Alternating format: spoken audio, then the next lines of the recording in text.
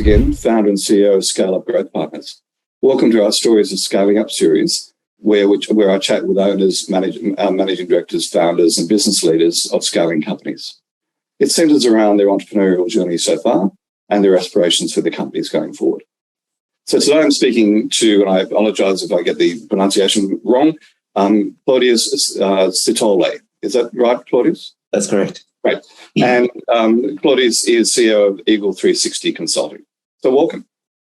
Thank you. Thanks, Jonathan. Great. So listen, let's just jump straight in, shall we? Yep. Tell me what you do and how long you've been doing it for, because I think you just had your 10th anniversary. Yes, we did. Eagle360 Consulting is a software, technology, and business consulting company. What we do is we implement a range of Microsoft products which help businesses streamline and also refine their processes. To put it simply, what we do is set up computer systems for businesses which allow them to work more efficiently and reduce wastage. When I say that, though, there's more to it. We don't just set up computer systems. What we do is we set up their processes and then fit them within the best practices of the products. So the suite of products that we do is called Microsoft Dynamics 365, which has been rebranded from historically by Microsoft from Microsoft Business Solutions. So it includes the ERP, business intelligence piece, and also the CRM. So that's basically what we do. So for how long? We founded the organization in 2011. So this year, October 15, you get the first invite to the party, Jonathan. We celebrate 11 years. So we are in our second decade already. So congratulations. I mean, it's interesting you say that. One of my clients, very, very, very successful business in the food piece. And in the second meeting I had with them, I said, yeah, and they said, oh, yes, and we're having our 8th birthday. We just had our 8th birthday. I said, oh, what did you do to celebrate? And they both looked at me blankly. I said, you did celebrate. Yeah, they've got 400 staff this one. And you did celebrate. And they said, oh, no. And I sort of asked, why not? And they said, well, we don't have time. Well, which I do get with busy CEOs. But at the same time, you talked about it. It was so important to celebrate for the staff as well and the clients. Because very, very few companies get to 10 years. Well, now 11, almost 11 years. So congratulations on that. No, thank you. And celebration doesn't need to be something crazy.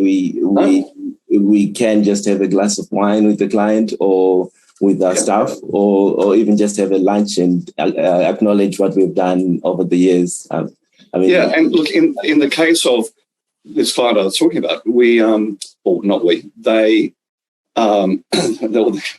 executive assistant to the managing director, she arranged. The important thing was that the staff, a lot of whom were blue collar workers, they just said thank you, and so they had 3 shifts, 24/7, and the white collar staff just turned up 3 times in the day with cupcakes with the number 8 on them, so just saying thank you. It doesn't have to be expensive. That's amazing. Yes, I think that's definitely what we're going to do. We had a big celebration for our 10th anniversary, but I think from now on we're going to continue celebrating every anniversary, because from where we started as a small business with 1 man to where we are now over 20 staff, that's it's been a great achievement. We had 3 clients at the beginning, and now we have over 100 clients with just about 25 staff. So it is great. And the biggest reason why we would also celebrate is because we still have our first client that we signed up as one of our customers back in 2011. So isn't that special? That is special, yeah. So you don't usually create those kind of relationships if you're not doing a good job. And also, if you're not paying attention to what the clients are asking for. Agreed. So tell me, how would you describe your core customer, your best customer? So our best customer would be any company that is maybe 500 users or below for their ERP system. They're looking to either improve their processes, or upgrade their system to something more modern. Obviously, the pandemic has brought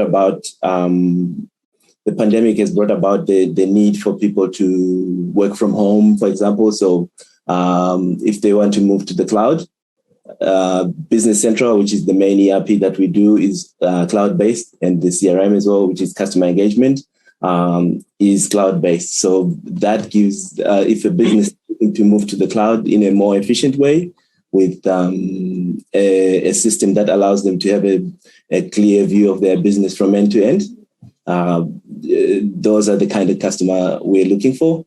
Obviously, industry-wise, the platform is very flexible, which is a testament to Microsoft in that regard. So I can tell you, we have worked with companies in finance, and we've worked with companies in manufacturing, and we also work with companies in distribution and retail, bricks and mortar. So we offer that flexibility. And what I actually learned over the past few years is also that it's not just companies that are looking to grow. If businesses are looking to exit their positions, like business owners are looking to move away from or to sell their business, implementing a solid ERP is a very good way of increasing the business valuation. I totally agree with you. My client base ranges from people who want to scale and over a long period of time, but also clients who are looking to exit in say 3 years. And one of the key things I work on putting in place with them, I'm not a process specialist, but getting them to implement the processes, the SOPs, the checklists that makes the business scalable, and as you say, makes the business sellable as well. Yeah, exactly. And you probably would have noticed that our company name is called Eagle360. And historically, Eagles are meant to mate with a partner, and then they remain with that partner forever. Okay. Yeah, exactly. So there's no divorce with the Eagles. But the point was, what we named the business after was Eagles, because our intention is to create a business that engages with customers and then engage with them for a very long time, or for as long as both businesses exist, and that's the plan, and that's the behind the name as well. Yeah. So yes. So most of the companies that we would be our prime customer usually is businesses that are looking for partners, not just to sell them technology, but also to allow them to be maybe an external part of their business, who actually care about their processes. So we sort of align our goals with the customer as far as their goals is, or their business plans are, and then we align ourselves and then try to align the technology offerings according to their business plan, and then we execute that together. So that's how we try to structure that. And so most businesses, they don't have IT departments, but that doesn't matter, because we are sort of their IT department externally, and we assist them with the implementation of the ERP and the monitoring of that. So, okay, great. So let's change tack a bit. You've been going for almost 11 years, so yes, operating prior to the pandemic. What lessons have you learned from the pandemic? What are some of the actions that you took in the pandemic that are now sticking with you in the business going forward? The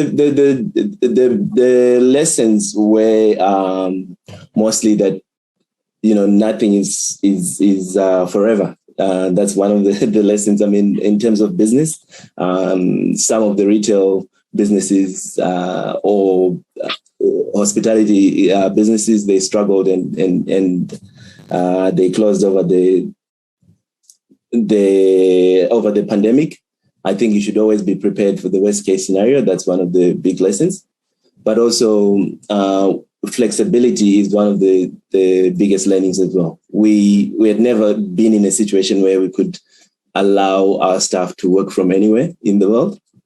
But when the pandemic hit, somewhere on holidays, somewhere over in Europe, somewhere in the US, we are sort of a United Nations kind of company here, because we got everyone from everywhere in the world, comes from every part of the world. So when the pandemic hit, that allowed us to actually let the people work from wherever they were and create a decentralized workforce in a way. So have you continued with that? So we actually continued, and then that allowed us, because we had one guy who was in Colombo in Sri Lanka, and then he led a recruitment drive for us to increase our workforce, and now we have over 10 staff sitting in that office, and we also opened an office in Jakarta through that, and in Denver, and in Harare, where I come from. Right. So I mean, it's interesting you say that. This video series of stories of scaling up. My team that produced this, so the invitation to you was done by Michelle, who's in Denver. The interview is done by me. I'm in Barrel, which is an hour and a half outside of Sydney. Oh, wow. The video editing is being done by Ukraine. The process, the follow-up process to post it on, post it on LinkedIn, send it out in emails, and all of that is done by Ivy, who's in the Philippines. It's a true multicultural. That is amazing. Yes. And I just get to do the fun part, which is the interviews. But it's it's a seamless process, and the good part is it's also scalable. Subject to the amount of time I can spend on it. Exactly. And one of the things that we do, though, is that we make sure that every one person who works for us is fully permanently employed by Eagle360 Consulting. And it would say that again. They are permanently employed by Eagle360 Consulting, regardless of where they are in the world. Right. Yes. Oh, that's great. Yeah, I mean, it's amazing. I think that's one of the lessons from COVID is how we use technology.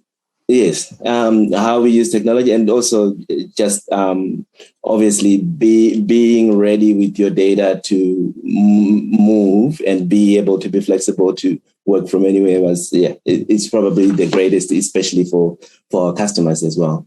Yeah. It's an interesting one. Your comment about being flexible to move. I was a soldier many, many years ago, and at one stage I served on secondment to the British Army on the Rhine, and that was in the days of the Cold War. And now we've got another nuclear war being threatened at the moment. One of my memories was the effect of a nuclear bomb going off on what we now call the cloud, and. It's one of the things I've moved by advising my clients. It's great to be in the cloud, but at the same time, a hard drive backup's not connected to anything just in case. Yeah, exactly. That's one of those interesting things that I think it's going to be another bad lesson coming forward. Anyway, so what does the future look like for you? What do you see as your main challenges going forward? The challenge, obviously, is the hyperinflation that's everyone is expecting over the next year.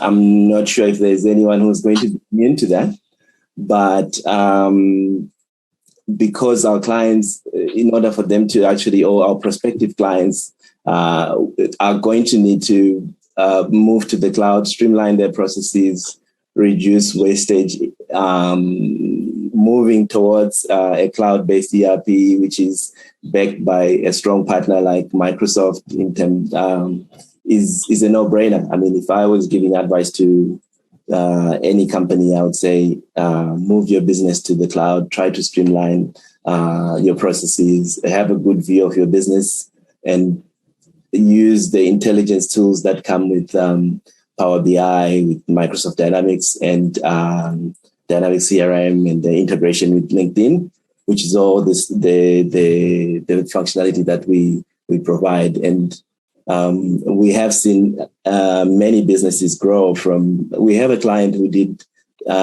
chemicals. They do cleaning chemicals, and they moved from being a family office of 3 to now they're pretty much a global office. They have offices in the US, Netherlands, Asia, and Australia and New Zealand. And they implemented Business Central when they had three people, which a lot of businesses take their time. They want to use MYOB because it's cheaper, or some other products. But the plan is you plan for the growth at an early stage, and then the business fits into it, and then you don't have to rush around. Because they always say when you now start to try and change ERPs, it's almost like heart surgery, if you will. Yeah. So and retrofitting it can be very hard.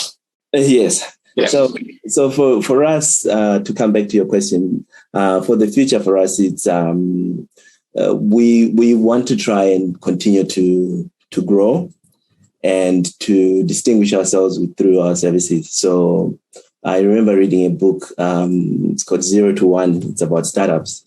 But the one lesson I learned from that book was businesses that are in competition, they die competing.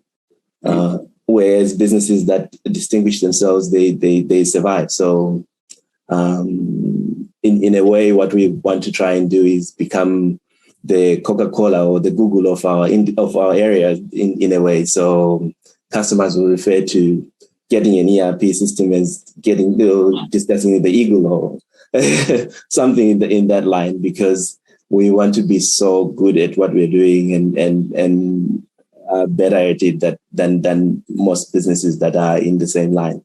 And that's one of our really future goals. But at the same time, in order to achieve that, we also plan to maybe partner with investors who share the same goals as us. So if we find investors who align with our goals and who see the world the way we see it as well, and we can work together, then we intend to partner and leverage their contacts or the businesses or their resources in order for us to continue to grow. I just might have a client who might be interested. Separately. So, Claudius, what, as a business owner, what's been your biggest learning since you started the business? There's been so many lessons.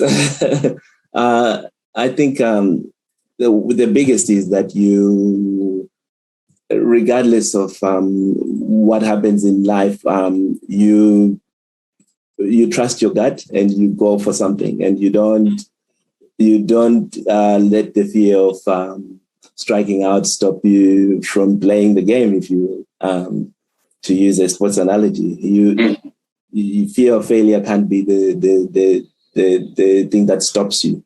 Until you start something, you haven't really done anything. Or even if you don't fail, then you're not doing anything in the world. And I think that's one of the biggest learnings so far. And the fact that people don't really care much about what you know until they know how much you care. You talk about the global shortage of employees and staff. The idea is people want to know that you care before they care about what you care about as a business owner, for example. So it's important to listen to people and to take their point of view. But at the same time, at the end of the day, you also have to live with the decisions that you make and be comfortable with them. And I still believe that no matter what happens with with the decisions that you make. You just learn from them as opposed to taking them as failure, regardless of which way they go. Yeah, no, I mean, it's really good advice. You know, a couple of things I coach. Number one is the 80% rule. You know, if you wait for everything to be perfect, you'll never launch anything. No, you won't. Yes. You know, with the coaches in my business, they're all retired CEOs who have made lots and lots of mistakes. Because one of the greatest learnings, no matter any degrees, etc., it's by making those mistakes and learning the hard way. That's true. I'm old enough to be one. You know, I did my MBA, and they didn't even mention the internet in my MBA. So, Jonathan. Yeah. When you said you were serving during the Cold War, I was like, no, you sure you 62. Oh, wow. But as I said to you earlier, my 2 8-year-olds keep me very young, which is great. And in fact, they've just arrived in the office, so if there's noise in the background, I apologise. No. So tell me, when you think of the word successful, who's the first person that comes to mind, and why?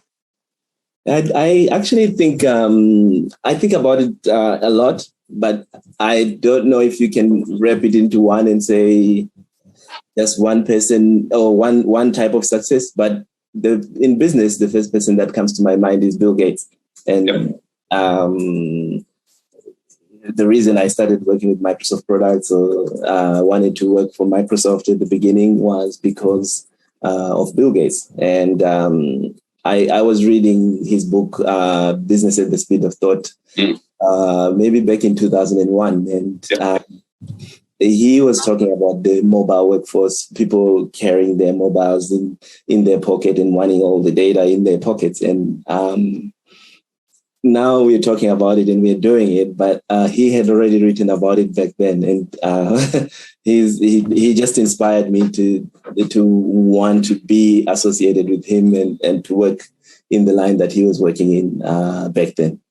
But also him having made it all the way to being the richest man in the world, and then giving away maybe almost all of his wealth, and the time that he now spends in say Africa, being an African, I'm biased, I guess. The time that he spends trying to fight malaria, figuring out power solutions, figuring out clean water solutions in Africa. I think for me, that's the definition of success. I think whatever people do with their lives, if you start out and you work hard and you get to the peak or whatever anyone's peak is, and then you set out to help everybody else who's less fortunate, I think that's an amazing feat. I don't think everyone in the world is equally blessed. I think some people would have less and less opportunities. So what he has done for the world, I think, is amazing in that regard. And I would. It's hard to argue there. And as you and I spoke earlier, my 2 children are both we adopted from Ethiopia, and I spent a lot of time in that part of Africa and seen the issues that the average person faces, and the work of the Bill and Melinda Gates Foundation is phenomenal. It's amazing. And I mean, I should say kudos to you as well for actually being able to take on a challenge of having 8-year-olds in the house. You know what I mean? Like it's I feel, to be honest, Claudius, I feel blessed. I feel blessed that I have a wife who introduced me to adoption, and I feel blessed that at my age I've got these 2 fabulous souls who I said keep me young, but just challenge me every day intellectually, and they give us just phenomenal. But having said that, biological or adopted, I think it's exactly the same. But I just the experience, the life experience I've gone through of spending almost a year in Africa and while we went through the adoption and volunteering, etc., it's just phenomenal. That's amazing. I mean, I was raised by my grandmother. My father died when I was really young, so I always respect people I have so much respect. My grandmother had she was the most loving person in the world, I think, as far as I'm concerned. But being able to raise a child who's not yours in the same manner and not let them feel one day that they're different is a phenomenal feat, and I have so much respect for you doing that. Well, thank you. But I think we could go down a rabbit hole here. That's true. So that's what. Is your grandmother still with us? No, she passed on in 2017.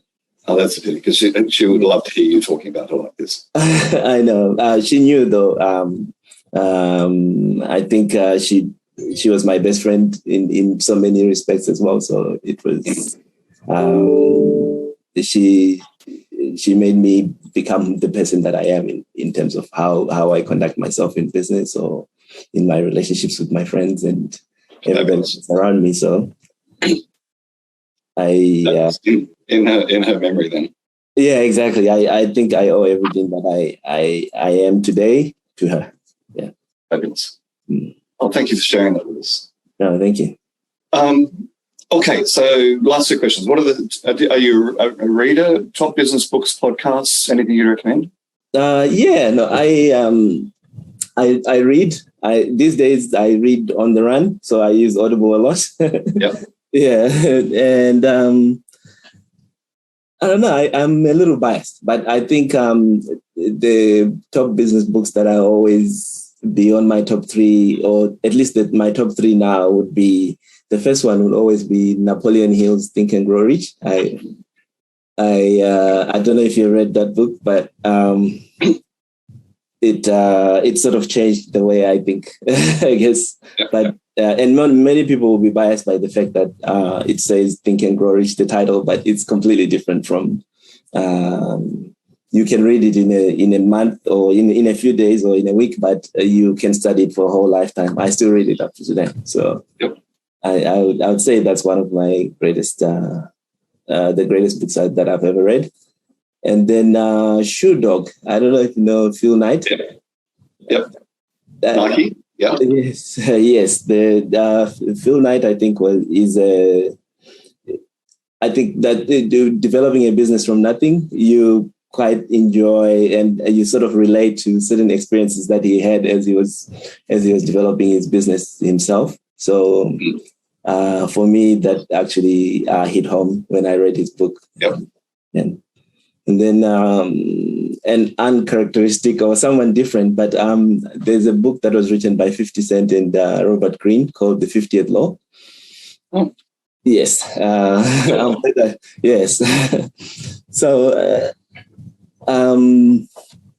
I don't know if you know 50 Cent. He's just he originally he was a rapper, but he's a businessman, and he's grown from being a rapper to becoming a TV producer to an investor in all different areas. And he wrote a book with Robert Greene. I don't know, you know, 48 Laws of Power? No, I don't. Yeah, so Robert Greene wrote a book with 48 Laws of Power. I've just written it down. I'm getting it. Yes. And so they wrote, they co-authored the book called The 50th Law, which inspired me a lot during the initial founding days. So yeah, I always there were a lot of lessons from, I guess, when a business is born out of when you bootstrap the business as opposed to getting investors at the beginning. It's kind of different. You sort of work in a standard business model, but then in a way, and that's how 50 Cent was explaining it, that partly he was using his music or street ideas to become I guess normal streamlined businessmen. And so there were a few lessons there that really helped from a point of view of a company with little money, but you needed to market and things like that. So great, thank you. I'll go and buy that one as soon as we get on. Yes. So any last piece of advice or parting words for a CEO or an aspiring CEO? I think so. One of the biggest advices or pieces of advice that I would give is that the journey should be more exciting than the destination, and it's always going to be exciting than the destination. So, be it the sleepless nights, working on process or on solutions, if you're in technology, those are memorable times, and money should never be the object or the destination. Otherwise, it ends up being in the wrong. It ends up being done for the you end up working for the wrong reasons. I think it should always be achieve a sense of achievement and always aiming to achieve the next bigger goal. Find a peak or a summit, and then look for a new summit to grow towards. If you stagnate, if you get to a point of comfort, then you start to die, regardless of what level you are in. So, I mean, it's exciting to see someone like you continually working and developing themselves and working on new ideas. Well, thank you for that. That could be because I've got 2 8-year-olds are going to have to give 40 years. I'm not sure. But yeah, look, I agree with you on that. It's I can't ever see myself stopping work, and it's taken me a long time to find the perfect job for me, which is coaching, interviewing like this, building frameworks and tools to help CEOs scale their business. It took me a long time to find my niche.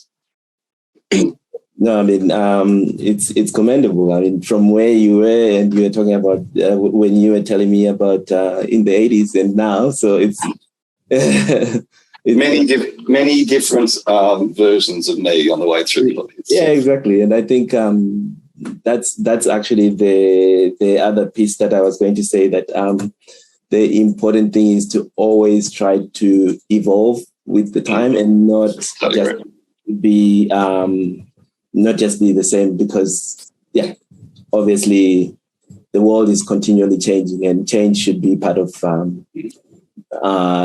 everybody's everyday life, I would say. Yeah. I totally agree. I mean, one of my values of my business is forever learning. But when it comes to my business, my purpose is Grow Remarkable, which is actually about spreading the word. Examples of entrepreneurs like you. They're inspiring stories, and I'm loving having the opportunity to share those. No, thank you. So listen, thank you again. I really appreciate you taking the time. Yeah.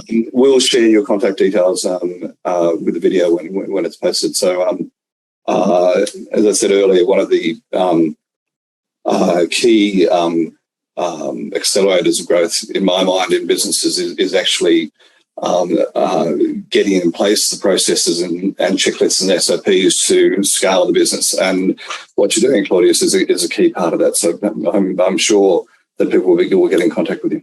Yeah, thank you. And I mean, we will continue to try and improve ourselves as well, and evolve with the technology as it changes every day, as you know, and help our customers. Great. Well, thank you. Thank you, Jonathan.